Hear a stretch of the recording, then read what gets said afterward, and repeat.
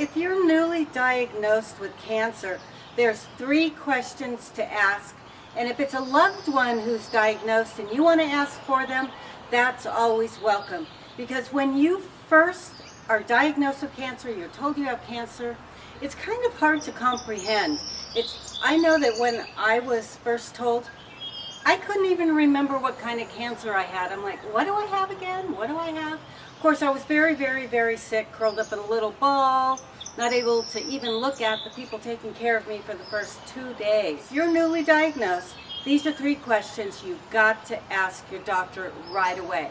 Number 1, ask him, have you ever seen anyone with my exact cancer, just like me, my age, my sex, everything, go on to survive?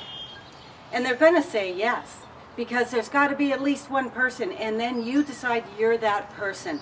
That's what happened to me. My doctor said yes. I didn't ask any more questions. That's all I needed to do. I said, I'm going to be that person. Number 2, ask your doctor if he has a son or a daughter, what would he suggest they do? What regimen would he put them on? I did that with my doctor, and it turned out he did have a son. So I asked him, would you tell your son to do this regimen or this one?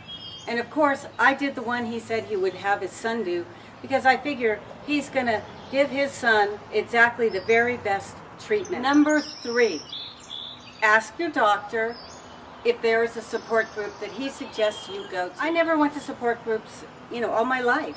But when I had cancer, that was so important to me. When I went there, it was so good to see other people that were either finishing up their treatment or just starting treatment, in the middle of treatment, dealing with different stages of where they were. It made me feel like I just was in a club, because when you have cancer, you're kind of in a club. I felt like there was the people with cancer, and then there was the healthy people walking around that didn't have to worry about germs or about possibly dying. Let's recap. Ask your doctor these 3 things. Has he ever seen anyone like you survive? What regimen would he give to his child? And are there any support groups? Follow those, get started.